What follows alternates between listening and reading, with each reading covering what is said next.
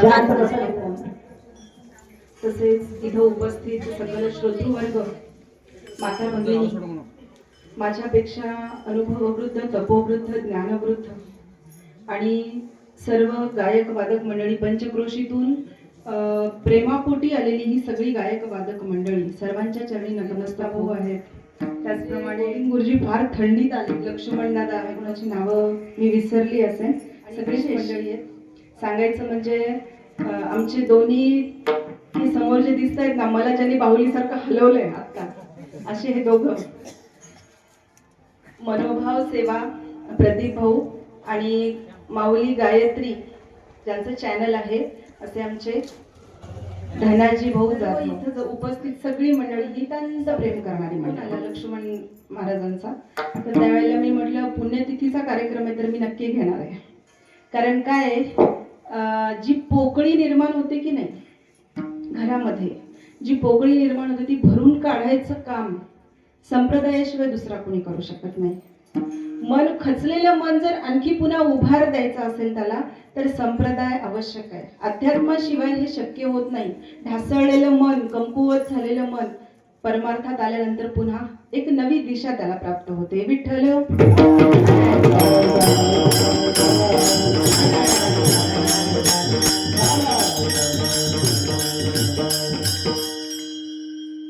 नावातच ज्याच्या राज आहे, असा राजासारखा ज्यांचं आयुष्य होतं, राजासारखा जगलेला माणूस, म्हणजे फोटो पाहिल्यावर असं वाटतं अरे काय पर्सनॅलिटी आहे या माणसाची. आणि इतक्या अकाली मृत्यू यावा, इतक्या अकाली देवानी बोलावून घ्यावं, खरंच फार दुःखाची गोष्ट आहे. आणि रोग काही सांगून येत नाहीत, बरोबर आहे. रोग शरीरामध्ये सांगून येत नाही. ज्या वेळेला जन्म झालाय त्यावेळेला रोग आपोआप आपल्या शरीरात उपस्थित असतात. मग ते कधी डोकं वर काढतील आपल्याला माहिती नाही. आणि आयुष्य कसं असतं, श्वास मोजायचे नसतात, हो ते वर मोजणारा तो बसलाय. जिथं श्वास संपले आयुष्य संपलं महाराज. श्वास आहे तोपर्यंत चांगले जगून घ्यावं. आणि असा हा एक महान उद्योजक, यशस्वी उद्योजक, ज्यांनी स्वतःच्या कुटुंबाला तर सांभाळलं, परंतु संप्रदायावर सुद्धा ज्यांचं नितांत प्रेम होतं, असे ज्यांच्या हा सोहळा आहे म्हणायला हरकत नाही. हा जो उत्सव आहे ना, हा रडण्याचा क्षण नाहीये, हा त्यांच्या मरणाचा उत्सव आहे. लक्षात घ्या. कमी आयुष्य फार जण जगून गेले. ज्ञानेश्वर माऊली किती आयुष्य जगले हो? 22 वर्षाचं आयुष्य होतं त्यांचं. जगात आले, कार्य संपलं आणि स्वतः होऊन ते भगवंताच्या चरणी लीन झाले. तुकोबारायांचं आयुष्य किती होतं? अवघं 42 वर्षांचं आयुष्य. परंतु तुकोबारायांनी स्वतः भगवंताला सांगितलं, बाबा मला आता घेऊन चल. आणि विमान आलं ना. कमी आयुष्य असणारी माणसं 200 वर्षाचं आयुष्य 50 वर्षात जगून जातात. इतकं कार्य मोठं असतं त्यांचं. आणि त्यातलेच अलौकिक स्वतःचं आयुष्य जगणारे, स्वतःचा स्वाभिमान राखून आयुष्य जगणारे असे राजकुमार बिरादार सर, ज्यांच्या पुण्यतिथीच्या द्वितीय पुण्यतिथीच्या निमित्तानं आपण इथे जमलोय. फार मोठा परिवार आहे त्यांचा. आल्यानंतर एक 5 मिनिट मी मध्ये बसली असेल तर एवढा मोठा परिवार, मला कौतुक वाटलं खरंच. म्हणजे किती प्रेम होतं त्यांच्यावर. त्यांच्या सुविद्य पत्नी सुमित्रा माई बिरादार, म्हणजे डोळ्यात पाणी त्यांच्या, अगदी मी गेल्यापासून पाहते त्यांच्या डोळ्यातलं पाणी थांबत नाहीये. आहे महाराज, ह्या गोष्टी होतात. जी पोकळी आहे ना ती भरून निघत नाही. 2 मुली आहेत, 2 मुलं आहेत, सगळेच सुशिक्षित घराण्यातली ही मंडळी आहेत सगळी. परंतु असं नसतं ना, जेवढी डिग्री मोठी तेवढे डोळ्यातलं पाणी कमी असतं, असं नाही. प्रेम हे प्रेमच असतं.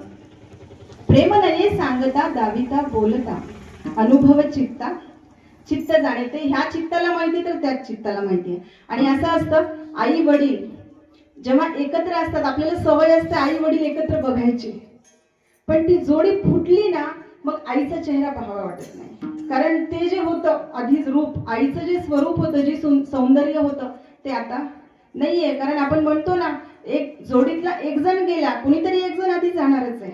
पण लक्षात घ्या, माझं स्पष्ट मत आहे असं की घरातल्या पुरुषांनी आधी गेलेलं परवडतं बाबा. का? कारण बाई आधी गेल्यानंतर जे पुरुषाचे हाल होतात की नाही घरात, तो पुरुष कुणासमोर रडू शकत नाही, कुणासमोर बोलू शकत नाही, कुणासमोर आपलं दुःख मांडू शकत नाही. बाईला सवय असते, सहनशील वृत्ती असते म्हणतात स्त्रीची. तर ती स्त्री इतकं सहन करते, कोणी काही बोललं तरी ती सहन करेल, ती पचवायची ताकद तिच्यामध्ये असते. पुरुषांमध्ये ताकद नसते, उसना अवसान आणून आयुष्य जगावं लागतं. अशी कितीतरी मंडळी आपण समाजात पाहतो. त्याच्यामुळं आधी आपला पती गेला तर दुःख मानायचं कारण नाही आणि रडायचं तर कारणच नाही. कारण सांगू का, आपण ह्या जन्माला आलोय की नाही तर काही विशिष्ट सेवा किंवा विशिष्ट कर्म करण्यासाठी आलोय. काय आहे, त्यांच्या 2 मुली आहेत इथं उपस्थित, अश्विनीताई आहेत, रेखाताई आहेत, ह्या सगळ्या, आणि त्यांची मुलं पण आहेत, राहुल भाऊ आहेत आणि अमोल दादा आहेत, बरोबर आहे. तर ही सगळी मंडळी एकत्रित येऊन हा कार्यक्रम करतायत, हा सोहळा पार पाडतायत द्वितीय वर्ष श्राद्धाचा. आणि कसं आहे, सगळ्या गोष्टी पाहता पाहता पाहता वयाच्या मला वाटतं 57व्या वर्षी त्यांनी देह ठेवला. तर हा देह ठेवत असताना त्यांच्या अनेक अशा अपेक्षा शिल्लक राहिल्या असतील ना हो. कितीतरी गोष्टी अजून आयुष्यात करायच्या राहिल्या होत्या, परंतु त्या अपूर्ण राहिल्या असं म्हणता येत नाही. कारण डोळ्यातलं पाणी का थांबवावं मी सांगते तुम्हाला. जर तुम्ही डोळ्यात पाणी आणलं, ज्या वेळेला त्यांचा मृत्यू झाला त्याच्यानंतर आपण सगळे विधी पार पाडले, बरोबर आहे, सगळे विधी पार पाडले. अस्थि विसर्जन केलं, दिवसाचा कार्यक्रम केला, तेरवीचा कार्यक्रम केला. ज्या वेळेला तेरवीचा कार्यक्रम केला तर ते गृहस्थाश्रमात होते, म्हणून आपण त्यांचा तेरवीचा कार्यक्रम 13 दिवसाला करावा असा शास्त्राचा नियम आहे. 13 दिवसाला कुणाचा असतो, जो गृहस्थाश्रमी असतो त्याचा तेरवी साजरी करावी. जो ब्रह्मचर्य असतो आणि त्याचा देह तो ठेवतो तर त्यावेळेला त्याची 14 दिवसाला तो दिवस साजरा करतात. आपण जशी तेरवी करतो गृहस्थाश्रमांची, तशी ब्रह्मचर्य आश्रमात असलेल्याची 14वी साजरी करावी. त्याच्यानंतर जो संन्यस्त आश्रमात असतो, जो वानप्रस्थ आश्रमात असतो, वानप्रस्थाची 15 दिवसाला करावी. आणि जो संन्यस्त आश्रमात असतो त्याची मात्र आपण 16 दिवसाला, म्हणजे त्याला आपण जसं 13 दिवसाला तेरवी म्हणतो तशी वानप्रस्थातली 16 दिवसाला करावी. त्याला म्हणतात षोडशी, त्याला तेरवी म्हणत नाही. अशा पद्धतीने ह्या गोष्टी विधीनुसार केलेल्या आहेत. बरं, त्या झाल्या. तेरवी झाल्यानंतर आपण दर महिन्याला ज्या दिवशी देह ठेवलाय त्या तारखेला दर महिन्याला आपण तो विधी करायचा असतो. त्यांचा फोटो ठेवायचा, पूजा करायची, दर महिन्याला त्यांना नैवेद्य दाखवायचा आहे. हा मासिक विधी झाला. त्यानंतर 1 वर्षाला आपण पहिलं वर्ष श्राद्ध साजरं करतो, बरोबर आहे ना. पहिलं वर्ष श्राद्ध जेव्हा साजरं करतो तर अनेकांनी व्रत धरलेले असतात, तर ते व्रत सोडायचा तो दिवस आहे वर्ष श्राद्धाचा. परंतु लक्षात घ्या, व्रत 1 वर्षात जो जीव गेलेला आहे तर तो जीव प्रेत योनीमध्ये अडकलेला असतो. 1 वर्षाच्या काळामध्ये तुमचं वर्ष श्राद्ध पूर्ण होईपर्यंत तो जीव प्रेत योनीमध्ये अडकलेला असतो. आपण म्हणतो की नाही, एखाद्या शरीरातून प्राण निघून गेला म्हणजे काय झालं, आता त्या शरीराला प्रेत म्हणायचं कारण नाही, आपण म्हणतो तसं, पण त्या शरीराला प्रेत नाही म्हणायचं, त्या शरीराला आपण शव असं म्हणायचं. प्रेत नाहीये, कारण वर्ष श्राद्धापर्यंत, तेरवी पासून वर्ष श्राद्धापर्यंत तो जीव कुठं भटकतोय, प्रेत योनीमध्ये भटकतो. आपण म्हणतो ना भूत प्रेत पिशाच असतात की नाही, तर हा जीव प्रेत योनीमध्ये भटकतो. परंतु 1 वर्षानंतर मात्र तो जीव पितर योनीमध्ये प्रवेश करतो. पितरांचं ऋण किती आहे, तर पितरांचं ऋण कसं फेडलं पाहिजे तर त्याच्यासाठी सांगितलंय. काय म्हणाले, तुम्ही विधी केलाय, तुम्ही पिंडदान केले, बरोबर आहे. बाबा गेल्यानंतर तुम्ही पिंडदान केले, तर ते पिंडदान करत असताना भात ठेवला जातो, कावळ्यांनी तो ग्रहण करायचा असतो, त्याला तोंड लावायचं, निघून जायचं. हे सगळे जे विधी सांगितलेले आहेत की नाही, तर त्यावेळेला पिंडदान करत असताना काही मंत्रोच्चारण ब्राह्मणांनी केलेले असतात. ज्या वेळेला तो ब्राह्मण मंत्रोच्चारण करतो आणि आपल्याला म्हणायला लावतो एखादी गोष्ट, तो जे बोलतो तोच शब्द आपल्याला उच्चारायचा असतो. आणि हे काम असतं यजमानाचं, जो यजमान आहे, मोठा मुलगा आहे, त्याचं हे काम असतं. ज्या वेळेला तो मंत्रोच्चारणासाठी बसतो ब्राह्मण देवांसमोर, तर त्यावेळेला ब्राह्मण देवांनी उच्चारलेला शब्द जसाच्या तसा त्याच्या मुखातून आला पाहिजे.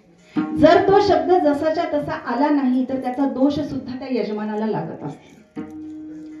शास्त्रांनी सांगितलंय, वेदांमध्ये त्याचा उल्लेख आलेला आहे. मंत्रहीनो स्वरतो वर्णतो वा. मंत्रहीन उच्चार जर झालेला असेल, एखादा स्वर जर चुकलेला असेल, एखादा वर्ण जर उच्चारताना चुकलेला असेल, तर त्याचा दोष कोणाला लागतो, यजमानाला लागतो. जो यजमान पिंडदान करायला बसलाय त्याला लागतो, म्हणजे संततीला लागतो. पण हा पिंडदान करत असतानाचा दोष जर घालवायचा असेल, जर तो दोष घालवायचा असेल, मी सांगते कसा दोष लागतो, कसा उच्चारण चुकतं. वृत्रासुर नावाचा एक राक्षस होता. त्या राक्षसाने सगळ्या देवी देवतांना त्रास द्यायला सुरुवात केली आणि ज्या वेळेला त्रास द्यायला सुरुवात केली, इंद्रदेव घाबरले, म्हणाले आता माझी सत्ता जर ह्यांनी घेतली तर काय करायचं. मग एक काम करू, आपण विष्णू लोकात जाऊ, भगवंताला विचारू काय करायचं. भगवंतानी सल्ला दिला, म्हणाले तो जर काही तुम्हाला त्रास देत असेल तर यज्ञ करा आणि काय होतंय बघा. यज्ञ करा म्हणले. काय करायचंय, त्याला ठार मारायचंय वृत्रासुराला, तर तुम्हाला यज्ञ केला पाहिजे, त्याच्याशिवाय ते फळ मिळणार नाही. इंद्राने यज्ञ मांडला. ब्राह्मणदेव समोर बसलेले आहेत, मंत्रोच्चारण चालू आहे. ज्यावेळेला मंत्रोच्चारण चालू आहे तर इंद्रदेवाला त्यांनी आपली अपेक्षा विचारली की तुम्ही हा यज्ञ करताय तर तुमची इच्छा काय. तर त्यावेळेला त्यांनी सांगितलं, ब्राह्मण देव माझी एकच इच्छा आहे म्हणले, वृत्रासुर आम्हाला खूप त्रास देतो तर त्याला संपवायचं. मग काय केलं पाहिजे. मग एक काम करा, तुम्हाला जर त्याला संपवायचंय ना तर एक काम करा, म्हणाले मी सांगतो तसा तुम्ही उच्चार करा. इंद्र शत्रुर वधस्व असा उच्चार करायला त्या ब्राह्मण देवाने सांगितला. इंद्र शत्रुर वधस्व म्हणजे काय, इंद्राच्या शत्रूचा वध होऊ दे असा उच्चार त्यांनी सांगितला. परंतु इंद्राच्या ऐकण्यात फरक पडला. तो म्हणायला लागला, त्याला म्हणायचं होतं इंद्र शत्रू वधस्व, तो म्हणायला लागला इंद्र शत्रुर वर्धस्व. इंद्र शत्रुर वर्धस्व म्हटल्याबरोबर तिकडे वृत्रासुराचे अनेक सैनिक तयार व्हायला लागले आणि त्यांची संख्या वाढायला लागली. का तर मंत्राचा उच्चार चुकला. बरोबर आहे. मंत्र चळे जरी धडची होय वेडा. महाराजांनी सांगून ठेवले, काय म्हणतात, मंत्र जर तुमचा चुकला ना, चांगला माणूस सुद्धा वेड लागायची पाळी येते म्हणतात. वेड लागतं, त्याचा दोष त्याला लागतो. विठ्ठल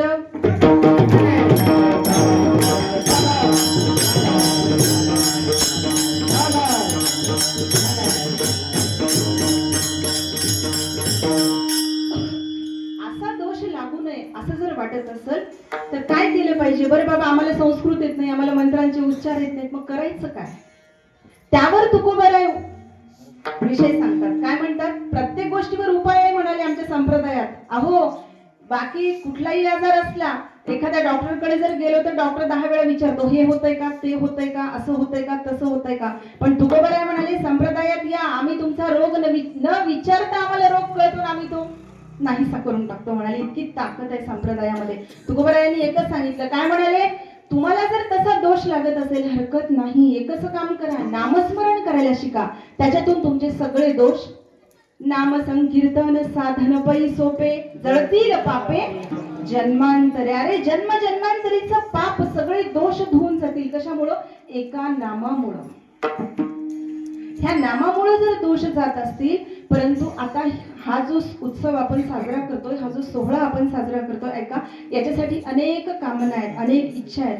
असं म्हटलं जातं जी कर्म केलेली आहेत की नाही ती 4 प्रकारांनी केली जातात. कर्म असेल, सेवा असेल, 4 प्रकारांनी ती होतात. पहिलं आहे नित्य कर्म, दुसरं आहे नैमित्तिक कर्म. लक्षात येते तुमच्या, माझी भाषा कळते.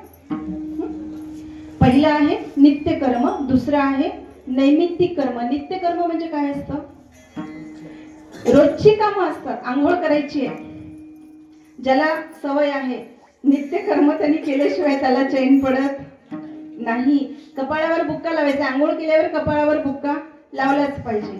हे आमचं नित्य कर्म आहे म्हणाले. बरोबर आहे, नित्य कर्म आहे. परंतु वारकऱ्याचा अजून एक नित्य कर्म आहे, हरिपाठ झालंच पाहिजे.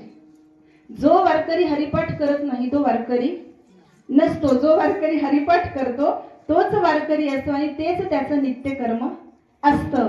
पुढे चला, दुसरं कर्म सांगितले नैमित्तिक कर्म.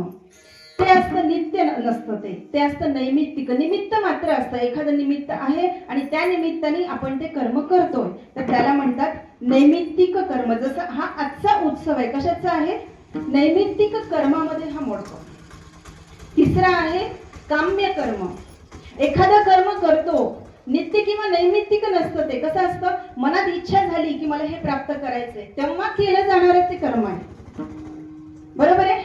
एखादा शेजारी जर काही मागायला आला आपल्याला, नित्य कर्म नसतं. रोज एखाद्या शेजाऱ्याला सवय असते काही मागायला यायची. परंतु एखादा शेजारी जर मागायला आला तर त्याला काहीतरी इच्छा आहे म्हणून तो आला. तो कशासाठी कर्म करतोय, आपल्याला गोड बोलतो. मग तो जर काही काम असेल, पैसे पाहिजे असतील, समजा उद्या सकाळी 50,000 पाहिजे शेजाऱ्याकडून किंवा मित्राकडून, तर पहिल्या दिवशीपासून फोन करतो तो, बरं चाललंय का, काय चाललंय, लेकरं बाळे बरे आहेत का, कशासाठी, आपलं काम साधून घ्यायचे म्हणून. याला म्हणायचं काम्य कर्म. जसं आता मी सांगितलं, वृत्रासुरांनी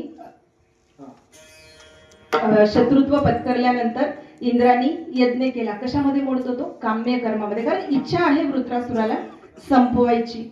आणि चौथं शेवटचं कर्म आहे प्रायश्चित कर्म. ज्या चुका आम्ही आयुष्यभर केलेल्या आहेत, नवे जन्मजन्मांतरीच्या ज्या चुका झालेल्या आहेत, त्यांना धुवून काढण्यासाठी प्रायश्चित सेवा केली जाते. विठ्ठल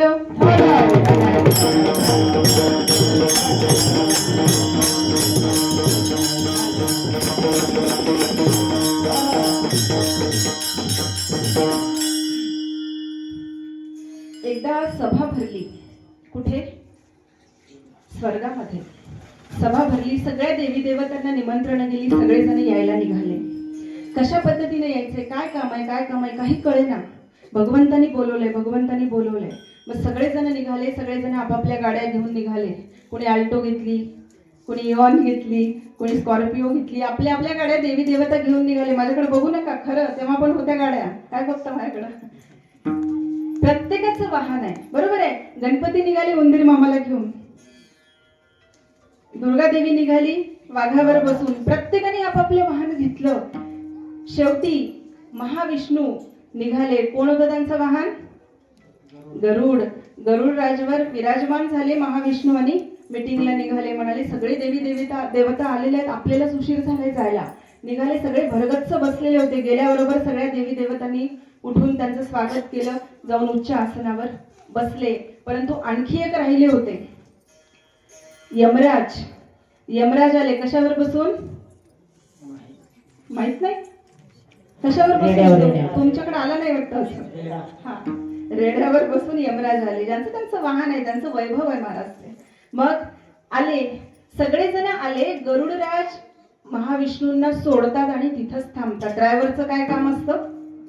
आपल्या माणसाला तिथं सोडायचं मालकाला आणि त्याचं रक्षण करण्यासाठी म्हणून थांबायचं. गरुडराज थांबले. आमचा सारथी पण आहे शिवलिंग है ना, तो पण तसाच आहे, फार काळजी घेतो आमची प्रवासात. मग तसा तो थांबला गरुडराज आणि त्यांनी निरीक्षण केलं. ज्या देवी देवता बसलेल्या होत्या त्याच्या वरच्या एका देवळीमध्ये एक पक्षी बसला होता. घाबरला होता, थरथर कापत होता. काही कळत नव्हतं तो का घाबरलाय. पण गरुडाचं लक्ष मात्र त्याच्याकडे गेलं. अरे देवी देवता इतक्या मीटिंग मध्ये मग्न आहेत, का घाबरलेला असेल बाबा? इथं घाबरायचं कारणच नाही, कारण कुणाच्या आश्रयाला होता तो? इतक्या देवी देवता आहेत आश्रयाला, इतक्या मोठ्या आलेल्या आहेत, का घाबरला? त्यांना प्रश्न पडला. गरुडाने विचारलं त्या पक्षाला. म्हणाला काय झालं रे बाळा, तुला रडायला काय झालं? घाबरलंस तू, डोळे भरून पाणी, काय झालं म्हणाले. त्यावेळेला तो पक्षी म्हणायला लागला, गरुडराज तुम्हाला काय सांगू म्हणला, आता माझं मरण आहे, जवळ येतंय आणि मला सांगितलंय यमराजाने की मी तुला घ्यायला येतोय, म्हणून मी इथं दडून बसलोय. म्हणला सांगू नका कोणालाही मी इथं बसलोय म्हणून. गरुड म्हणाला तुला भीती वाटते का मरणाची? मरणाची भीती वाटते? चल, तुला असं वाटतंय ना यमराज इथं आलेले आहेत तुला लगेच उचलून नेतील, काळजी करू नको म्हणले. माझा वेग माहितीये का तुला? इथून विमान मुंबईला जाईपर्यंत माझा वेग इतका, मी अमेरिकेत पोहोचतो म्हणले. एकच काम कर, आता माझ्या जवळ ये, माझ्या पंखाखाली लप, मी तुला योग्य ठिकाणी नेऊन सोडतो, सुरक्षित ठिकाणी नेऊन सोडतो. पक्षाला आनंद झाला महाराज. मीटिंग चालू होती, गांभीर्य सगळ्यांच्या चेहऱ्यावर, गंभीर सगळ्यांचे चेहरे झालेले आणि मीटिंग चालू होती. पक्षी गरुडाच्या पंखाखाली लपला आणि तो गरुड पक्षी इतक्या वेगाने निघाला, तो वेगात गेला आणि एका जंगलामध्ये त्या पक्षाला सोडलं. एका झाडावर त्या पक्षाला सोडलं. त्याला म्हटलं आता तू सुरक्षित आहेस, इथं निवांत राहा, मी जातो, कारण मीटिंग संपायच्या आत मला गेलं पाहिजे. आणि गरुड 2-4 क्षणांमध्ये पुन्हा उडून त्या मीटिंग जिथं भरली आहे तिथं आला. त्यांनी पाहिलं मीटिंग संपली, सगळेच बाहेर निघाले. ज्या मीटिंग मध्ये गांभीर्याने चेहरे करून बसले होते, सगळेच टेन्शन मध्ये होते, आता सोडून येईपर्यंत सगळेच हसत निघाले. म्हणले काय कारण आहे त्याचं? कळालं नाही. मग विष्णूला गरुडाने विचारलं, महाराज मीटिंग तर फार वेळ चालणार होती, फार गंभीर चेहरे करून सगळे बसले होते, मला वाटलं काहीतरी मॅटर झालं असेल सिरियस, म्हणून मी गेलो आणि आलो तर काय मीटिंग संपली, अशी कशी इतक्या लवकर मीटिंग संपली? तर त्यावेळेला महाविष्णू हसायला लागले आणि ते म्हणाले, बाबा रे, मीटिंग खरंच गंभीर होती म्हणाले, फार गंभीर होती, परंतु ती तू चुटकीसर अशी संपवलीस. ते टेन्शन आमचं सगळ्यांचं तू दूर केलंस. गरुडांनी म्हटलं, काय बोलताय तुम्ही, काय केलंय मी, काहीच नाही केलं. विष्णूने सांगितलं, जो पक्षी तिथं त्या देवळीमध्ये बसला होता की नाही लपून, आज त्याचं मरण होतं म्हणले. आणि जिथं तू जंगलात सोडून आलास की नाही, ज्या फांदीवर तू त्या पक्षाला सोडून आलास तिथंच त्याचं मरण होतं, परंतु हा पक्षी तिथं जातच नव्हता. आणि त्याच्यासाठी म्हणून ही मीटिंग भरली होती की हा पक्षी जर इथं आहे तर याचं मरण आपण कसं करायचं, कारण तो क्षण दवडता कामा नये. करायचं काय, परंतु फार मोठं तू काम केलेस बाबा, यमराजाला फार सोपं करून दिलेस म्हणले. आणि त्या पक्षाला त्या यमराजाने क्षणात उचललं महाराज. मरण कुठं कधी कसं असेल सांगता येत नाही म्हणाले. त्याच्यामुळं मरण येतंय, अहो काळजी करू नका. जन्मल्यापासून आतापर्यंत पुनरपि जननम पुनरपि मरणम पुनरपि जननी जठरे शयनम, पुन्हा पुन्हा तेच आहे. तुकोबाराय असं म्हणाले नसते, मग तुका म्हणे गर्भवासी सुखे घालावे आमासी, का बोलले असते. अरे हे आयुष्य जर इतकं क्षणभंगूर आहे, जाणार आहे, क्षणभंगूर नाही भरवसा.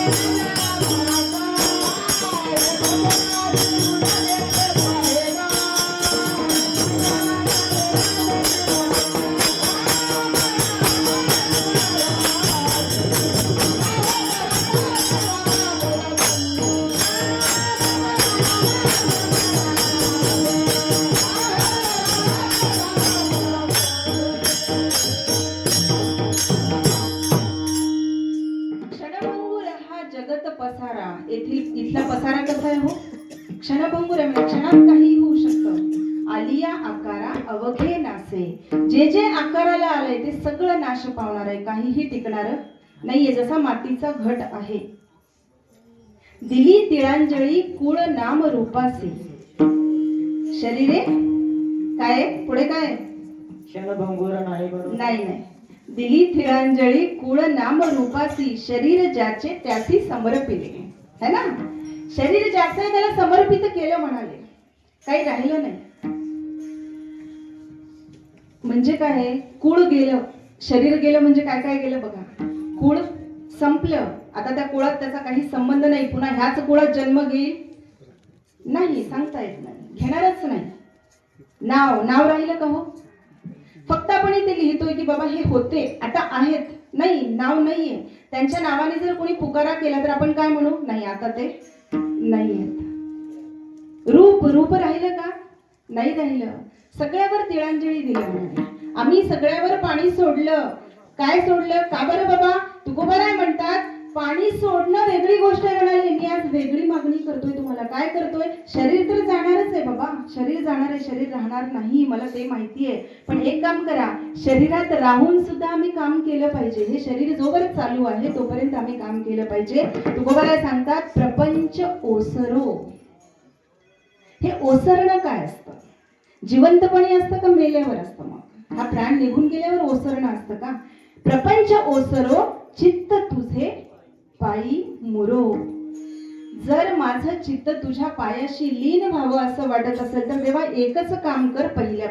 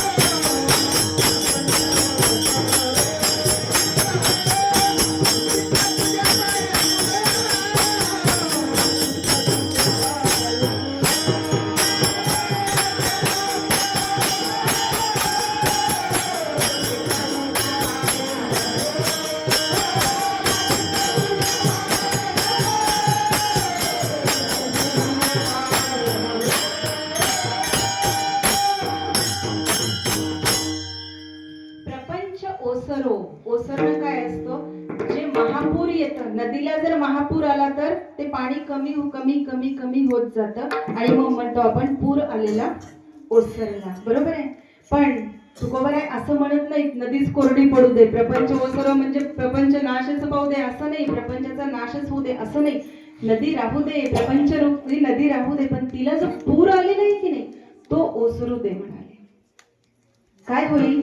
ओसरणं म्हणजे काय असतं? चित्त पाया, तुझ्या पायावर मुरणं म्हणजे काय असतं? मुरणं म्हणजे काय? साधा सोपं उदाहरण देते तुम्हाला. आवळा, आवळा सगळ्यांना माहिती आहे, पण आवळ्याची चव कशी असते? अहो, आंबट नसते, तुरट असते. हा, आवळ्याची चव कशी असते? हा, षडरसामधला एक रस आहे तो, मधुर आम्ल लवण कटू कषाय तिक्त.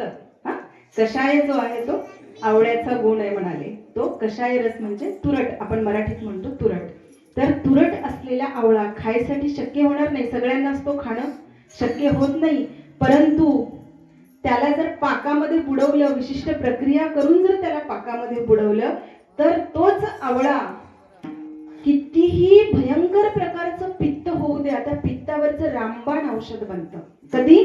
पाकामध्ये बुडवल्यानंतर. नुसतं बुडवल्यानंतर नाही महाराज, ते पाकामध्ये मुरलं पाहिजे, काही दिवस त्याला ठेवावं लागतं, मग त्यातून जी प्रक्रिया होते त्यातून ती औषधी निर्माण होते. तुकोबाराय सांगतात, चित्त तुझे पायी मुरो, म्हणजे एकदाच पायावर डोकं ठेवलं आणि चित्त पायावर मुरलं असं होत नाही, पुन्हा पुन्हा जावं लागतं. मागे बहुता जन्मी हेची करीत आलो आम्ही, भवतापश्रमी दुःखे पीडिले निवहू त्या, कसं हो गरजो हरीचे पोवाडे. म्हणाले, अरे तुझा पोवाडा गात गात, तुझी स्तुती करत करत आम्ही इतके जन्म घातलेत तुझ्या पायावर, आता वेळ आली म्हणाले काय? प्रपंचाचा महापूर कमी होऊ दे बाबा, आणि तुझ्या पायावर आमचं चित्त कसं मुरू दे? कायमचं मुरू दे. म्हणले एकदा आवळा मुरांबा तयार झाला, मुरावळा तयार झाला, पुन्हा त्याचा आवळा होत नाही, अशा पद्धतीने आम्हाला मुरू दे. प्रपंच का नको? मग इतकं सुख आहे प्रपंचात, नाही का? आहे की नाही? जन्मलेलं मूल हसायला लागलं, जन्मल्यापासून त्याची आई हसत असते, त्याचं कौतुक बघत असते. आता जन्मले, आता 1 महिन्याचं झाले, 2 महिन्याचं झाले, 7 महिन्याचं झाले, ते पालथं पडायला लागले, ते रांगायला लागले, अरे त्याच्याकडे बघून किती कौतुक वाटतं आई वडिलांना. आनंद नाहीये का? मग हे सुख नाहीये का? मग तुकोबाराय का म्हणतात प्रपंचाचा महापूर जाऊ दे? सगळाच आनंद आहे ना. तुकोबारायांनी सांगितलं, हा सगळा आनंद क्षणभंगूर आहे म्हणाले, जास्त काळ टिकणारा नाहीये. प्रपंच कशा आहे? प्रपंचाचं लक्षण सांगताना पहिलं लक्षण सांगितलं, झोप येत नाही तुम्हाला? मी फार सिरियस बोलते. हा, तुम्हाला हसणं फार आवडतं का? नाही, अजिबात नाही, आवडायलाच नाही पाहिजे, आवडायलाच नाही पाहिजे. प्रपंच का नको? तुकोबाराय काय सांगतात? प्रपंचाचं पहिलं लक्षण सांगतात, ते म्हणतात प्रपंचामध्ये अज्ञान आहे. पहिलं लक्षण, प्रपंचामध्ये अज्ञान आहे. अज्ञानी जो असतो तोच प्रपंचात सुख मानत असतो म्हणाले. दुसरी गोष्ट, प्रपंचामध्ये भय आहे. आहार निद्रा भयमैथुनम च, ह्या 4 गोष्टी सगळ्या जीवांना लागू पडतात म्हणजे. सगळ्यांना भूक लागते, सगळ्यांना झोप येते, सगळ्यांना शरीर सुख पाहिजे असतं, आणि सगळ्यांना भय असतं, प्रत्येक गोष्टीचं भय असतं. परंतु ह्या 4 गोष्टी सगळ्यांमध्ये असतात, ही प्रपंचाचं एक लक्षण आहे, अवगुण आहे प्रपंचातला हा. दुसरं म्हणाले, परिजन वियोग आहे. आता मला या शब्दावर बोलायचंय. परिजन वियोग असतो म्हणून प्रपंच दुःखाचा असतो. आपल्या जवळचा माणूस जेव्हा आपल्याला सोडून जातो, प्रपंचातच हे घडू शकतं. नाहीतर परमात्म्याच्या चरणावर लीन झाल्यावर परमात्मा आपल्याला दूर करेल का? कायमचा जवळ करेल. प्रपंच जसा अशाश्वत आहे, प्रपंच जसा अनित्य आहे, प्रपंच जसा बिनभरवशाचा आहे, त्याच्याच उलट परमात्मा नित्य आहे, शाश्वत आहे, विश्वासाचा आहे. म्हणून तुकोबारायांनी सांगितलं, प्रपंच ओसरो. परिजन वियोग कसा असतो बघा. आता आजचा दिवस तर आहेच आहे, तो आम्हाला जिवंतपणी सुद्धा माणसं दूर जातात हो. त्यासाठी नामदेवरायांनी जिव्हाव्रत करायला सांगितलंय. जिव्हाव्रत काय असतं? जिभेवर ताबा ठेवला पाहिजे. 2 प्रकारांनी जिभेवर ताबा ठेवला पाहिजे. कसा ठेवला पाहिजे? तर एक तर खाण्यापिण्यावर आपलं नियंत्रण असलं पाहिजे. हे काम जीभ करते, बरोबर आहे, रसास्वाद घ्यायचं काम जीभ करते, परंतु जीभ आणखी एक फार मोठं काम करते, ते म्हणजे बोलणं. ते आधी सांभाळलं पाहिजे म्हणाले. दोनच गोष्टी आयुष्यात, जीभ सांभाळली तुमचं आयुष्य फार सुखी झालं. माणसं बोलता बोलता इतकी वाईट बोलून जातात. ह्या जिभीला खोड असते म्हणाले. खायला गोड आवडतं परंतु बोलायला मात्र कडू आवडतं. हा जिभीचा दोष आहे. तर ते व्रत आम्ही पाळलं पाहिजे. विनाकारण कुणाचं काही घेणं देणं नसतं, परंतु नावं ठेवायला लोक तयार असतात. एका पायावर कुणाचा दोष कधी कसा निघल याच्याकडेच आमचं लक्ष असतं. महाराज, आमचा एक मजली बंगला आहे. आमच्या शेजारी जर दुसऱ्याने 2 मजली बंगला बांधला, ह्या बाबाला रात्रभर झोप येत नाही. एखाद्याला जर 20 क्विंटल कापूस झाला, शेजाऱ्याला 20 नाही 21 होऊ द्या, जास्त नाही 1 क्विंटल जास्त होऊ द्या, याला वाटतं काडी लावून येऊ का काय याला. इतकं वाईट मन चिंतत असतं. आपण दुसऱ्यांना वाईट ठरवण्यापेक्षा आपण कसे चांगले होतो हे लोकांना दाखवलं पाहिजे. तुम्हाला जग आपोआप चांगलं म्हणायला लागेल. दुसऱ्यांना वाईट म्हणून तुम्ही पाप घेऊ नका, कारण ही पाप फेडायला पुन्हा दुसरा जन्म घ्यायचा असतो. मग आपण म्हणतो की नाही, या जन्मामध्ये खूप त्रास झाला हो, सगळे शत्रुत्वच घेऊन बसले, सगळेच त्रास द्यायला लागले, सगळेच माझ्याशी वाईट वागायला लागले. का? हे ह्या जन्माचं नाहीये. तू आता खूप कामं चांगले करायला लागलास बाबा, परंतु मागच्या जन्मात तू काहीतरी करून आलायस, त्याचं हे फळ आहे. आणि आता आपण फार सुखी आहोत याच्यावरही अभिमान करायचा नाही.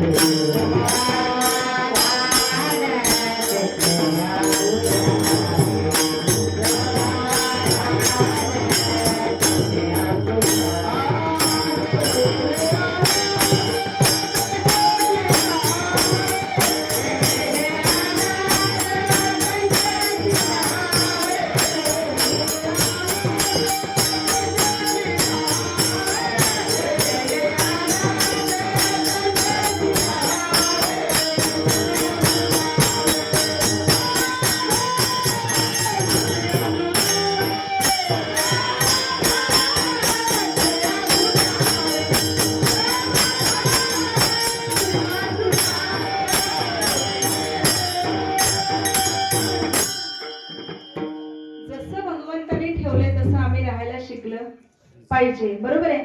जर अहंकार आला, माझ्याकडे खूप शेती आहे, माझ्याकडे मला खूप लोक मानतात, मला रोज माझ्याकडे अँड्रॉइड फोन आहे, ऍपलचा फोन आहे, मला रोज 50 फोन येतात, म्हणले काही गरज आहे का एवढे फोन उचलायचे? अरे पागल होऊन जाशील ना एवढे फोन उचलू.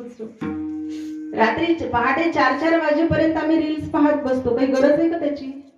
मोबाईल दिलाय बापाने म्हणून किती वापरायचं? असं नसतं ना. आम्ही आमच्या संस्कारांमध्ये कुठेतरी कमी पडलो. आमची जर संतती बिघडत असेल तर आम्ही आमच्या संस्कारांमध्ये नक्कीच कमी पडलो, कारण आम्ही आमचं आयुष्य जगण्यात मग्न झालो आणि आमची पुढची पिढी वाया जायला लागली, आमच्या लक्षात येत नाही. सहज बोलता बोलता मी बऱ्याचदा सांगून जाते, जर जीवनातला आनंद घ्यायचा असेल की नाही, तर श्वास संपेपर्यंत त्याच्या आधी आपण आनंदी राहायला पाहिजे, तर पुढचा जन्म चांगला मिळतो. आपण म्हणतो या जन्मामध्ये खूप सुख मिळालं, मला सगळ्या गोष्टी मिळाल्या, पैसा, बंगला, गाडी, बायको, सगळं चांगलं मिळालं, लेकरं सुद्धा चांगली झाली. हे कशाचं कारण आहे? तुम्ही आधी खूप चांगले सत्कर्म करून आलेले आहात म्हणून आज झालं. परंतु हे सगळं मला मिळालंय म्हणता म्हणता जो अहंकार निर्माण झाला, तर त्या अहंकाराची परतफेड आपल्याला पुढच्या जन्मात, बऱ्याचदा ह्याच जन्मात करावी लागते. बरोबर आहे. आई वडिलांची सेवा केली पाहिजे. तुका म्हणे कोटी कुळे ती पुनीत भावे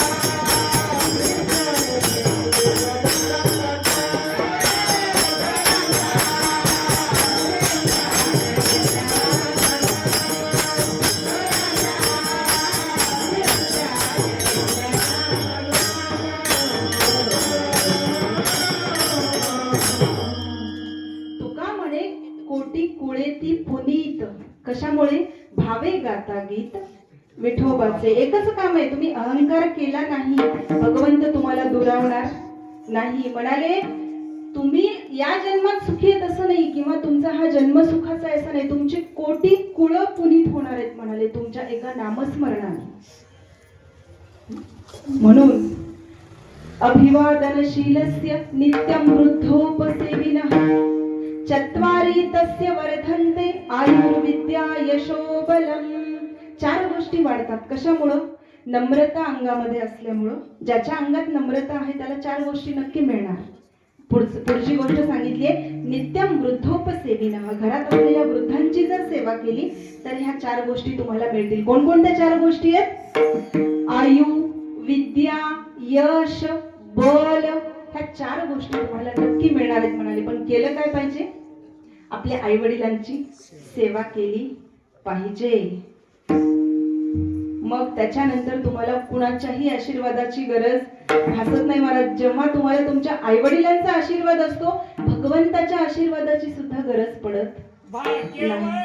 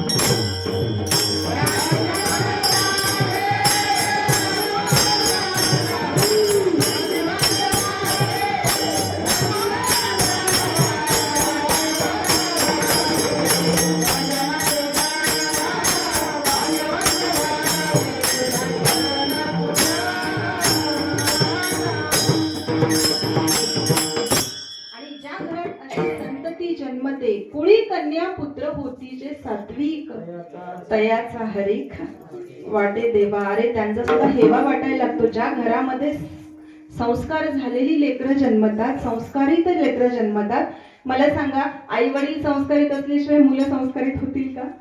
होणार नाहीत महाराज. आई वडिलांमध्ये तो गुण असला पाहिजे. मुलींनी सगळे गुण घ्यायचे असतात. निसर्गाचा नियम आहे म्हणाले.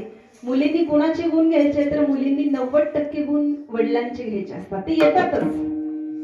मुलींमध्ये 90% गुण वडिलांचे असतात आणि 10% गुण आईचे असतात. आणि मुलांमध्ये 10% गुण वडिलांचे असतात पण 90% गुण आईचे असतात. हाच अनुभव सगळ्यांनाच आहे ना. जर वडिलांच्या चेहऱ्यासारखा मुलीचा चेहरा असेल तर काय म्हणतो आपण? भाग्यवंत आहे म्हणतो. बरोबर आहे. आणि मुलाचा चेहरा जर आईसारखा असेल तर तो सुद्धा भाग्यवंत आहे. काय निसर्गाची देणगी असते बघा. परंतु असा एक माणूस होता, अकबराच्या नवरत्नांपैकी, त्याच्या दरबारातल्या नवरत्नांपैकी एक रत्न होतं, तोडरमल नावाचं. तोडरमल नावाचा एक नवरत्नांपैकी एक होता. तर त्याच्या घरी त्याची आई आणि तो दोघं राहायचे. त्याला लहानपणापासून फार लाडात वाढवलं. ज्या वेळेला लाडात वाढवलं, आईला फार समाधान वाटायचं. माझा मुलगा कुठे? फार मोठ्या पदावर आहे म्हणाले अकबराच्या दरबारामध्ये. नवरत्नांमध्ये एक त्याचं नाव आहे. काय? वैभव मिळालंय. मग पैसा यायला लागला, खूप सुख मिळायला लागलं. परंतु आईचं मन असतं, कितीही मुलगा मोठा झाला, कितीही आपलं लेकरू मोठं झालं तरी त्या आईला कसं वाटत असतं? लहानच वाटत असतं. माझं लेकरू आहे, माझं बाळ आहे, माझं पिल्लू आहे. हो की नाही? आताच्या भाषेत तो पिल्लू शब्द कुठून जन्माला मला कळालं नाही. आम्ही तसेच जन्माला घालायला लागलो का काय? विठ्ठल.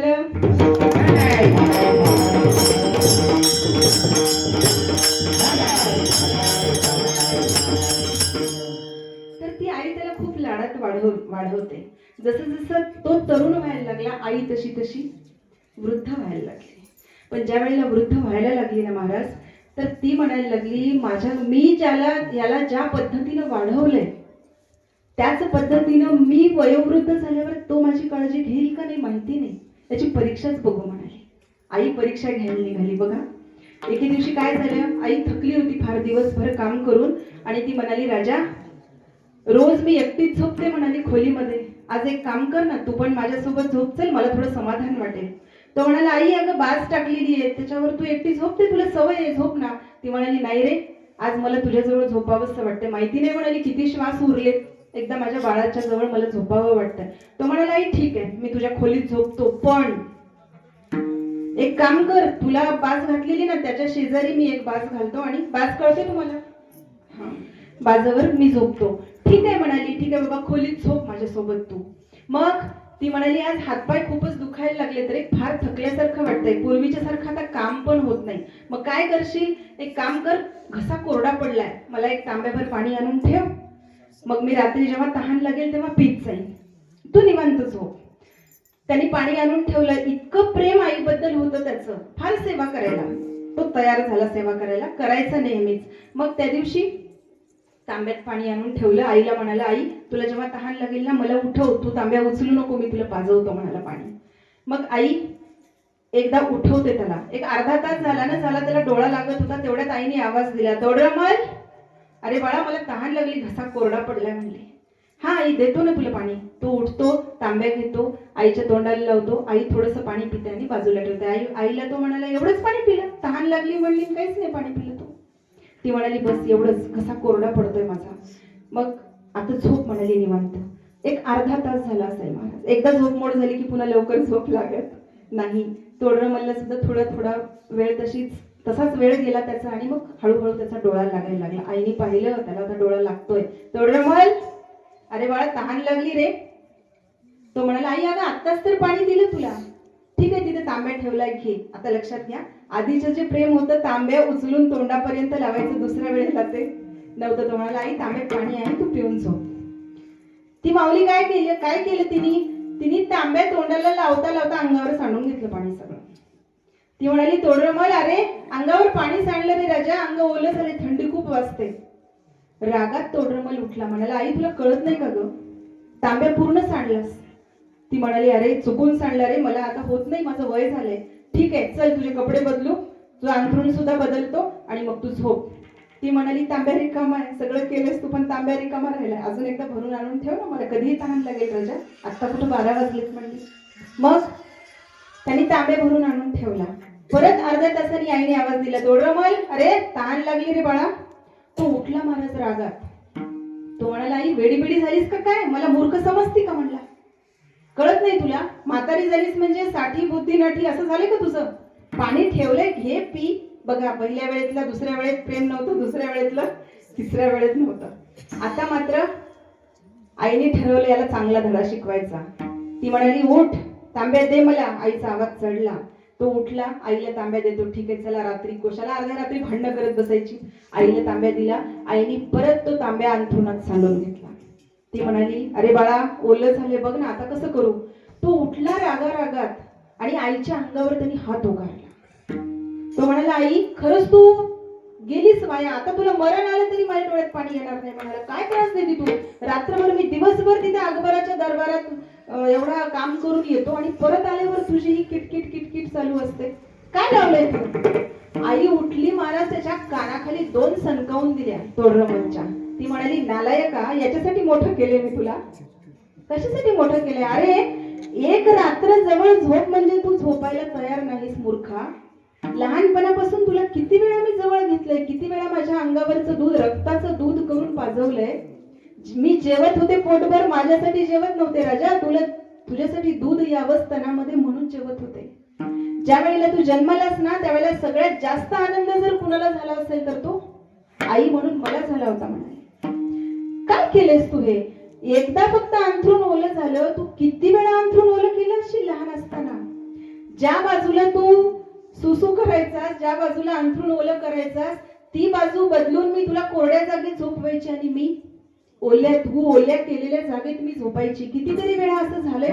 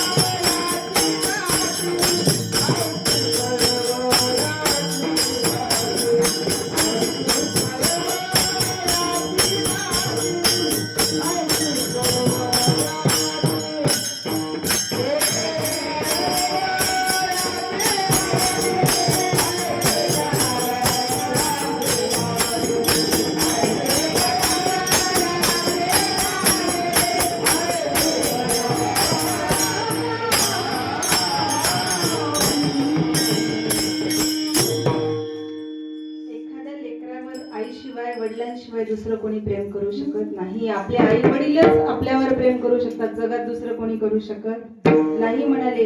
बरं, आई वडील फक्त आपल्यावर प्रेम करतात असं नाही, आपल्याला मुलं झाल्यावर सुद्धा तर जागरण करतात ना हो. आपल्याला जेव्हा लेकरं झाले आपण झोपून असतो आरामात, पण आपले आई वडील जागरण करून त्या लेकराला मोठं करतात. इतके उपकार आहेत म्हणाले मायबापांचे.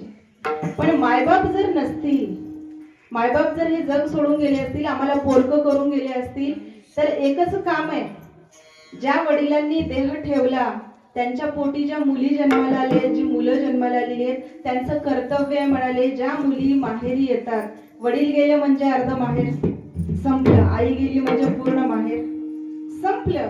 आता कलियुगात हेच चालू आहे, बरोबर आहे. परंतु जे घर सुसंस्कारित आहे, जे घर सुशिक्षित आहे, ज्यांना विचार कळतो, ज्यांना आचार कळतो, अशा लोकांसाठी एकच सांगणं आहे महाराजांचं. महाराज सांगतात, जर तुम्हाला आई वडील गेले असतील तर जो भाऊ आहे घरातला आणि जी भावाची बायको आहे, त्यांनी त्या बाईलेकींना आई वडिलांचं पूर्ण प्रेम दिलं पाहिजे. ही त्यांची जबाबदारी आहे. त्यांना माहेरापासून अंतर पडावं असं वागू नका, कारण तुमच्याशिवाय त्यांचं जगामध्ये कुणी नाहीये. ज्या आई वडिलांनी तुम्हाला समान जन्म दिला, ज्यांनी तुम्हाला समानतेने वाढवलं, त्यांना या घरापासून दूर करू नका म्हणाले. ही जबाबदारी कोणाची आहे? भाऊ आणि भाऊजाईंनी आई वडिलांची जागा घेतली पाहिजे. हे संस्कारित घरातलं लक्षण आहे म्हणाले.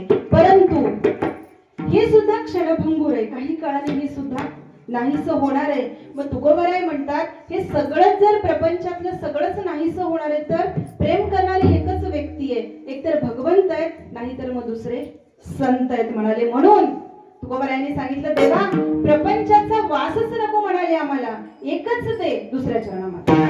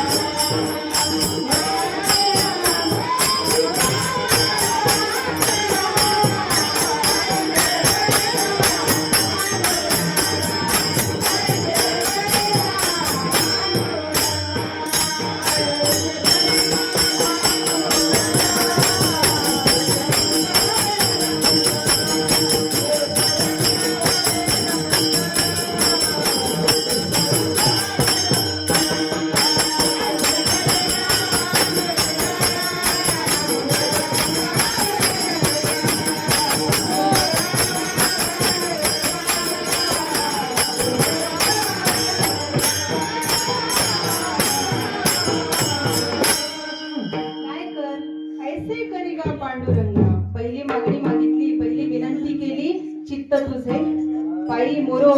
आणि तुकोबारायांनी दुसरी मागणी केली, ऐसे करीगा पांडुरंगा, कैसे करीगा शुद्ध रंगा बाबे रंगा. मग शुद्ध जर पांडुरंगाच्या रंगामध्ये जर आम्हाला रंगायचं असेल, सगळा प्रपंच नेटका चालू आहे पण तरी सुद्धा त्याला आलेला महापूर ओसरलाय, आणि जर आम्हाला पांडुरंगाच्या ठिकाणी लीन व्हायचं झालं तर तुकोबारायांनी सांगितलं, तुझ्या मुखाकडे पाहण्यापेक्षा आम्हाला मुखाकडे पाहण्यात रस नाही म्हणाले. आमचं प्रेम कशावर आहे? तुझ्या चरणावर आहे. चित्ती तुझे पाय डोळा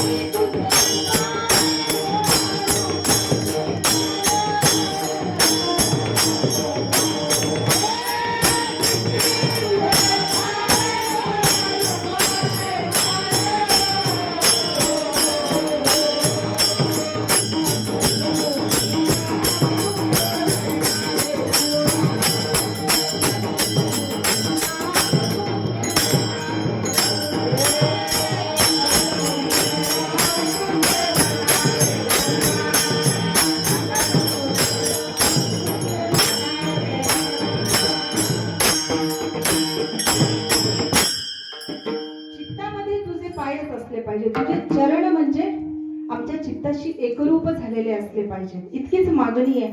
तुकोबारायांना प्रश्न केला, तुम्हाला एवढं वैभव द्यायला शिवाजी महाराज आले होते म्हणले, स्वीकारला नाहीत तुम्ही. एवढं किती हत्ती, छत्रे, दिवट्या, घोडे सगळं घेऊन आले होते, सोनं मोहरा काय काय लागेल ते घ्या. इतके सैनिकांना पाठवलं होतं, भरभरून श्रीमंती द्यायला तयार होती, तुम्ही घेतला नाहीत म्हणाले. का नाही घेतला? तुकोबाराय म्हणाले, मी त्या कुळातला नाही, मी त्या जातीतला नाही म्हणाले. का?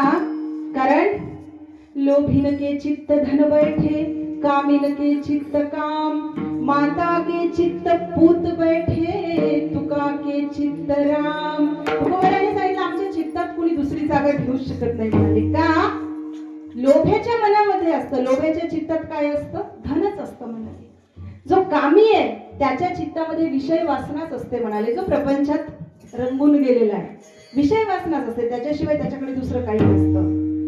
एक आई आहे, आईची भूमिका आहे, तिच्या चित्तामध्ये सतत आपलं मूलच असतं, तरच ती आई आहे ना, नाहीतर कशाची आई आहे? तुकोबाराय म्हणाले, जशी आई आहे तिच्या चित्तामध्ये मूलच असतं, तसं माझ्या चित्तामध्ये कोण आहे? हो, राम वसलेला आहे. आम्हाला दुसऱ्या कोणाची गरज नाही. विठ्ठल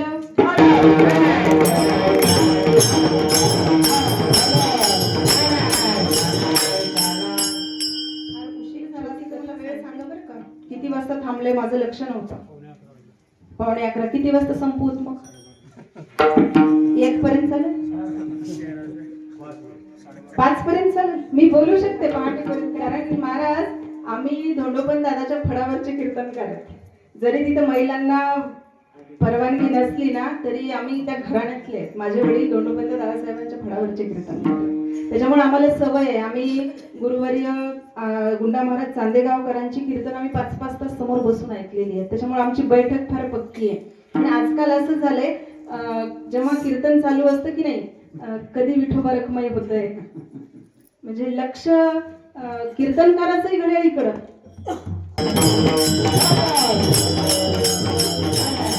योगानी हा लाभ झालाय की नाही, ज्यांच्या पुण्यतिथीच्या निमित्ताने हा लाभ झालाय. आणि एवढं अयोध्येमध्ये एक श्यामा नावाची घोडी होती. ती घोडी कुठं होती माहितीये तुम्हाला? राम मंदिराच्या बाहेर. आणि त्या घोडीचं काम होतं, ती रथाला जोडली जायची आणि ज्या वेळेला प्रभू श्रीरामांची पालखी निघायची तर ती पालखी ती व्हायची. हे श्यामा नावाच्या त्या घोडीचं काम होतं. परंतु कालांतरानं, आता 19व्या शतकातली ही गोष्ट आहे, तर जेव्हा ती श्यामा वृद्ध झाली म्हणजे तिला रथ हाकायची ताकद राहिली नाही आणि ती पडायला लागली, बसायला लागली, असं व्हायला लागलं. मग त्या मॅनेजरनी, तिथला जो काम पाहणारा होता, त्या व्यवस्थापकांनी असं सांगितलं, ती घोडी बाबा जिथून आणली ना तिथं नेऊन सोडा, कारण हिचा जीव इथं जायला नाही पाहिजे. मग अघटित घडेल, काहीतरी अपशकुन आहे असं वाटेल, तर काय करू? हिने सेवा पुष्कळ केली, पण हिला आपण कुठे सोडायचंय? आता जिथून आणलंय लहान असताना तिथंच आपण तिला नेऊन सोडू. मग असा विचार केला आणि त्या श्यामा नावाच्या घोडीसाठी कसं न्यावं, तर ते रेल्वे मधून त्या ठिकाणावर पोहोचायचं ठरलं. मॅनेजरनी सगळं बुक केलं, एक डबाच बुक केला आणि त्या रेल्वे स्टेशनवर जाऊन त्या रेल्वे मास्टरला सांगितलं की आमची घोडी तिथं पोहोचवायची आहे. ते म्हणाले ठीक आहे, पहाटे रेल्वे निघणार आहे, तर तुम्ही एक काम करा म्हणाले, जो शेवटचा डबा आहे की नाही त्या डब्यामध्ये तुमची श्यामा नेऊन थांबवा, आम्ही तिला बरोबर पहाटे निघून जाऊ. मग पहाटे त्या घोडीला यायला त्रास होईल, इथं आजारीच आहे, मग रात्री तुम्ही कसं बसं तिला घेऊन या, रेल्वेच्या डब्यामध्ये आपण तिला चढवू म्हणाले. ठरलं. तो व्यवस्थापक त्या श्यामा नावाच्या घोडीला घेऊन आला. घेऊन आल्यानंतर त्यांनी त्या डब्यात चढवलं. पण पहाटेच्या वेळेला, ज्या वेळेला ती रेल्वे निघायला लागली, तर त्यावेळेला तो जो रेल्वे मास्टर होता आणि त्याच्या हाताखाली कामं करणारी जी लोक होती, त्यांनी जी घोडी शेवटच्या डब्यामध्ये होती तो डबाच जोडायला रेल्वेला विसरली आणि ती रेल्वे तशीच निघून गेली. श्यामा त्या डब्यात तशीच रेल्वे पटरीवर. मग त्या व्यवस्थापकांनी विचारलं, श्यामा गेली का म्हणाले. तर ते मॅनेजरनी सांगितलं, तिथल्या रेल्वे मास्टरनी सांगितलं, म्हणाले अहो सगळी तयारी झाली होती पण माहिती नाही कशी चूक झाली म्हणाले, तो डबा इथंच राहिला आणि रेल्वे मात्र निघून गेली. म्हणले मग आता करायचं काय? इतका वेळ झाला ती त्या बंद डब्यामध्ये आहे, तिचं काय झालं असेल? तो व्यवस्थापक धावत धावत आला आणि त्यांनी पाहिलं श्यामा शेवटचा श्वास घेत होती. ती प्रार्थना करत होती जणू काही की देवा मला तुझ्या दारातून दूर लोटू नको बाबा, काही कर पण मला तुझ्या दारात ठेव. आणि तो डबा राहिला. तिचं सुदैव असेल ते. मग मॅनेजरलाही वाटलं त्या व्यवस्थापकाला की अरे फार मोठी चूक झाली. म्हणाले काय झालं? त्याला त्या मास्टरनी बोलावलं, रेल्वे स्टेशनवरच्या मास्टरनी बोलावलं आणि विचारलं, का हो तुम्ही एवढे घाबरल्यासारखे का करताय? नाही नाही, मी धावत पळत याच्यासाठी आलो म्हणाले, मला आता पहाटे पहाटे स्वप्न पडलं, प्रभू श्रीराम माझ्या स्वप्नात आले आणि म्हणाले, माझी श्यामा कुठे कुठे नेऊन सोडले तिला? तेच दारात दिसत नाही म्हणाले. मग मी माफी मागितली, प्रभू श्रीरामाची झोप उडाली माझी आणि मी पळत आलो म्हणाले. कशासाठी? श्यामा न्यायला. बरं झालं म्हणाले रेल्वे मास्टर साहेब, बरं झालं तुम्ही तो डबा जोडला नाही, फार मोठे उपकार केले माझ्यावर, नाहीतर प्रभू श्रीराम माझ्यावर फार रागवले असते. आणि त्या श्यामाला घेतलं त्या व्यवस्थापकांनी आणि ते पुन्हा त्या मंदिराच्या दारात तिला बांधायला सुरुवात केली. ती मरणाच्या दारात असणारी ती श्यामा जेव्हा प्रभूच्या दारात गेली ना महाराज, तर पुन्हा 5 वर्ष ती आयुष्य जगली. ती रथ हाकत नव्हती, परंतु तिथं तिला ठेवून घेतलं गेलं. का? कारण ती प्रभूची इच्छा होती. प्रभूच्या इच्छेच्या पुढे आमचं काही चालत नाही म्हणाले. प्रभूची इच्छा जशी असेल तेवढेच आमचे श्वास. ती 5 वर्ष तिथं श्यामा सेवेमध्ये राहिली.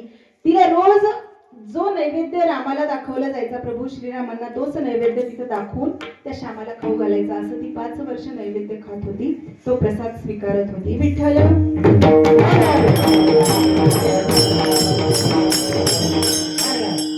हात वर करा, आपण टाळी वाजवू.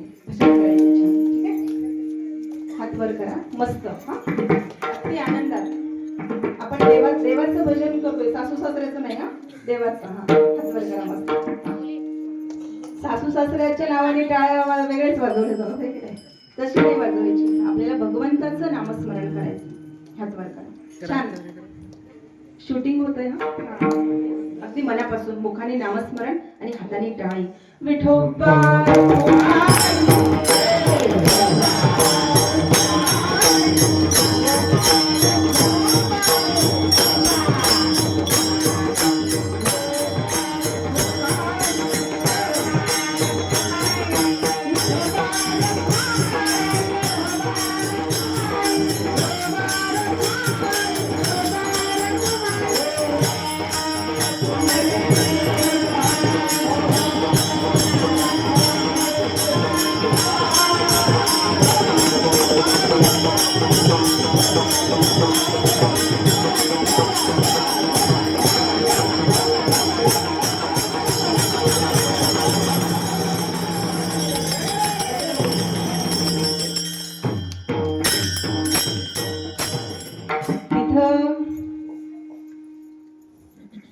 एक मुलगा, एका घरातला सुसंस्कारित घरातला एक मुलगा आणि पलीकडच्या गल्लीमध्ये दुसरी एक मुलगी, सोयरीक जमली आणि त्यांच्यामध्ये येणं जाणं चालू झालं. सोयरीक जमली, साखर खाल्लं, साखरपुडा झाला. मग त्याच्यानंतर येणं जाणं चालू झालं. एके दिवशी तो मुलगा जाता जाता, तोच रस्ता होता त्या मुलीच्या घरासमोरून चाललेला होता. त्यांनी पाहिलं बाहेर खूप गर्दी आहे. काय झालं असेल बाबा, माझ्या सासरवाडीत काय झालं असेल? जावयाला फार काळजी असते हो की नाही? सासरवाडीत जर काही झालं, पहिल्यांदा जावई धावत जातो, ते प्रेम असतं महाराज. मग नातं जुळायचंच होतं, अजून जुळलेलं नव्हतं. मग तो घरासमोरून जात होता, त्या घरासमोर खूप गर्दी पाहिली आणि त्याचे पाय तिथंच थांबले. तो म्हणाला, विचार करूयात ना आपण, काय झाले विचारूयात तरी. मग तो विचारायला लागला, म्हणाला, काय झाले? नाही जावई बापू, तुम्हीच चला मध्ये, काय झाले बघूयात. मग ज्या वेळेला तो मध्ये गेला, पाहतो तर काय, त्याची होणारी पत्नी तिथं पलंगावर झोपलेली आणि तिला सलाईन चालू आहे. तिच्या बाजूला डॉक्टर बसले, तिला तपासतायत. स्टेथो आहे कानाला आणि ते स्टेथो घेऊन तपासतायत. मग पाहिलं, तो जवळ गेला, तिच्या जवळ बसला, गप्पा टप्पा झाल्या, चालू झालं बोलणं तिथं. मग तिला पण थोडं बरं वाटायला लागलं, कारण ते सलाईन चालूच होतं, अजून दुसरं सलाईन आलं होतं बाहेर. मग तिला छान वाटायला लागलं. मग ती पण थोडी फ्रेश झाली, सगळं झालं. बराच वेळ झाला. मग त्या मुलाच्या आईने फोन केला. ती म्हणाली, का रे बाळा, खूप वेळ झाला गेला, जेवणाची वेळ झाली, ये म्हणाली. नाही गाई, हिला बरं वाटत नाहीये, मी इथं थांबलोय आणि इथं सगळेच तिच्या भोवतालीच आहेत म्हणाला. ती खूपच आजारी दिसते, एक काम कर ना, तू घरी जे स्वयंपाक केलीस की नाही ते सगळं घेऊन ये, म्हणलं आपण इथं सगळेजण जेवू. मग सासूबाईला वाटलं, अजून सुनेचा नखरा माहित नव्हता सासूला. ती म्हणली, माझी येणारी सून आहे, लक्ष्मी आहे माझ्या घरची, मग आपण सगळं जेवण बनवलेलं घेऊन जाऊ, तिथं सगळे जेवू, नवीन विणबाई, नवीन व्याही, सगळंच कौतुक. मग ती गेली, सगळे डबे भरून आणि तिथं जेवण केलं. बराच वेळ गेला, दिवस पूर्ण संपला. तिथं दिवस संपला, तिला पण थोडंसं बरं वाटायला लागलं मुलीला आणि ते सगळे परत आले. आल्यानंतर काही दिवसामध्येच महाराज त्यांच्यामध्ये बिघडलं. 1-2 महिने गेले असतील, त्यांच्यामध्ये वितुष्ट निर्माण झालं आणि ते नातं तुटलं. मग 6 महिने त्या बाबाला त्या घरासमोरून जावंसं वाटेना. तो रस्ता बदलून दुसरीकडून जायला लागला. साहजिक आहे, नैसर्गिक आहे ते. मग तो दुसरीकडून जायला लागला. मग आता तो विसर पडला, आपलं लग्न ठरलं होतं वगैरे वगैरे, तो विसर पडला. मग आता पुन्हा जवळून पडतो म्हणून हा रस्ता तो त्या रस्त्याने जात होता. 6 महिन्यांनी ज्या वेळेला तो त्या रस्त्याने जात होता, तर त्यावेळेला तिथं तशीच गर्दी होती. तशीच गर्दी, तेच डॉक्टर कानाला स्टेथो लावलेला आहे आणि ते पेशंट तपासून बाहेर येत आहे. डॉक्टरही तेच, गर्दी तीच, तेच शेजारी सगळे, आणि मध्ये पलंगावर झोपलेली सुद्धा तीच. परंतु आता मात्र नातं नव्हतं. जे नातं त्यावेळेला होतं, सोबत बसून डबा खाल्लेला, आता ते नातं नव्हतं. का? कारण सोयरीक मोडलेली होती. मला सांगा, तेच डॉक्टर आहे, तोच पेशंट आहे, तीच गर्दी आहे, तीच गल्ली आहे, तेच घर आहे, परंतु प्रेम आहे का ते? नाही. काळ कसा असतो बघा, जशी जशी आपण एक एक गोष्ट करत जातो, जशी जशी परिस्थिती बदलत जाते, तशी तशी आमची मानसिकता सुद्धा बदलत जाते. तो मुलगा त्या घराकडे पाहतही नाही. दिसलंय ना, मरू दे कामाला ना, काय करायचं, तो पुढे निघून गेला आपापल्या कामाला. ही परिस्थिती आहे म्हणाले. आपण ह्या जर जगात आलोय तर आपलं काम करून आपण पुढे निघालं पाहिजे. तुकोबराय म्हणतात, जर संसारातली लोक आपली नाहीत, एका क्षणात नातं तोडायला तयार आहेत म्हणले. लटिका व्यवहार सर्व हा संसार वाया येल झाल कशा विण हरी विण. अरे हरीशिवाय सगळंच व्यर्थ आहे म्हणाले, सगळंच खोट आहे. मग राहायचं कशाला? मग तुकोबारायांनी सांगितलं, बाबा आता पुरे झालं म्हणाले.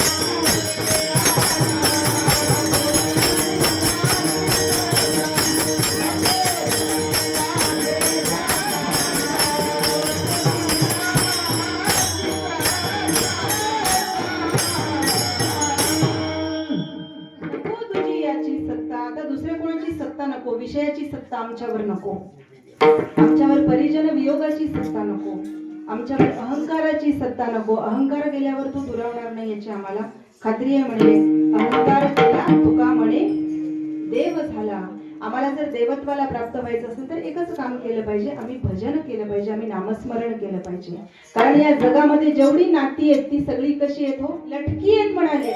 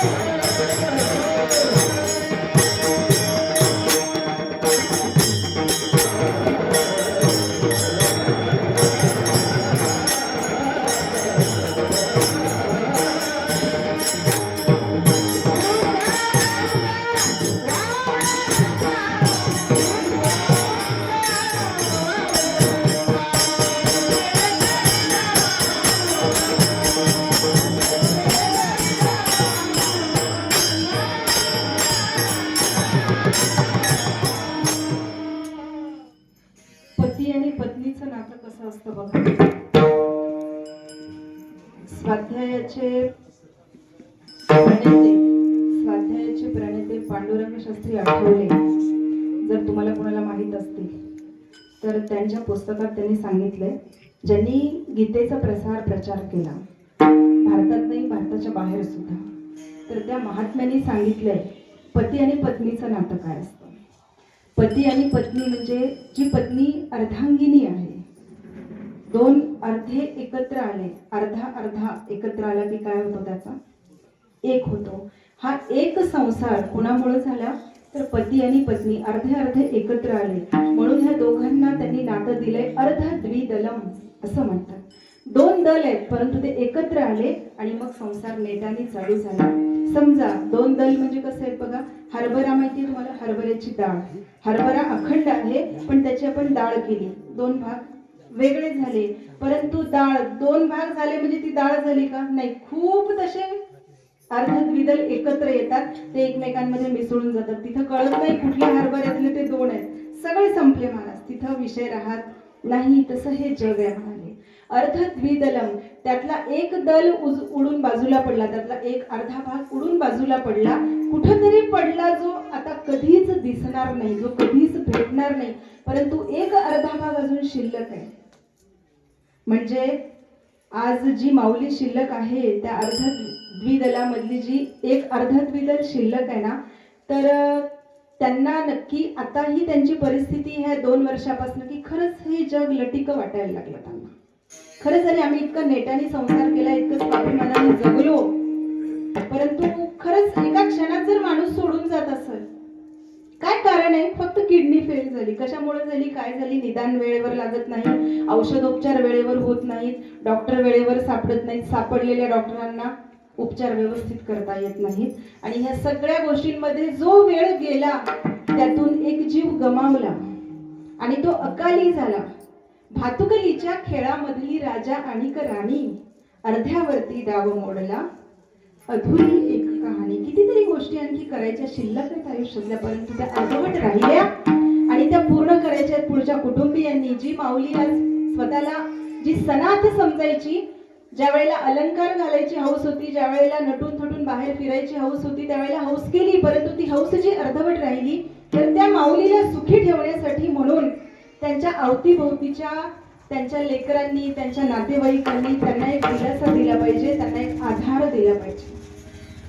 सगळ्यांनीच त्यांना एक आधार दिला पाहिजे, कारण खऱ्या आधाराची गरज त्या माऊलीला आहे. लेकरांना आई आहे, वडील गेले तरी आई आहे, आईच्या पंखाखाली लेकरं राहतात, परंतु त्या माऊलीला कोणाची साथ नाही. तर सगळ्यांनी त्यांना सांभाळलं पाहिजे, प्रत्येकाने सांभाळलं पाहिजे, त्यांचं मन दुखवू नये त्याच्यासाठी प्रत्येकाने प्रयत्न केला पाहिजे.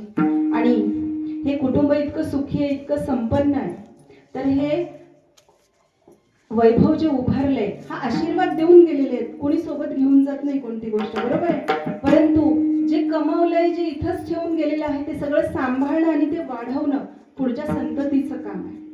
तर त्यांनी ते केलं पाहिजे.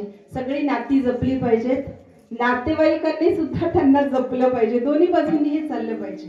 जर वाईट झालं तर दोन्ही एका हाताने टाळी वाजत नाही म्हणतो की नाही आपण, जर नाती बिघडली तर दोघांची काही ना काही चूक असते, परंतु नातेवाईकांनी सुद्धा ह्या कुटुंबाला सांभाळायचं, हा जगाचा नियम आहे आणि त्यांना आधार द्यायचा आहे. तर ह्या गोष्टी आहेतच. आणि विशेष म्हणजे मी पुन्हा सांगितलं तुम्हाला, क्षणभंगूर आहे हे सगळं. कसं आहे बघा, एक इंजिनियर आहे, खूप मोठ्या कंपनीत काम करतोय, 2च मिनिटात फक्त. हा इंजिनियर काही फार काम करणार नाही, इंजिनियर आहे तो, फार मोठ्या कंपनीत आहे.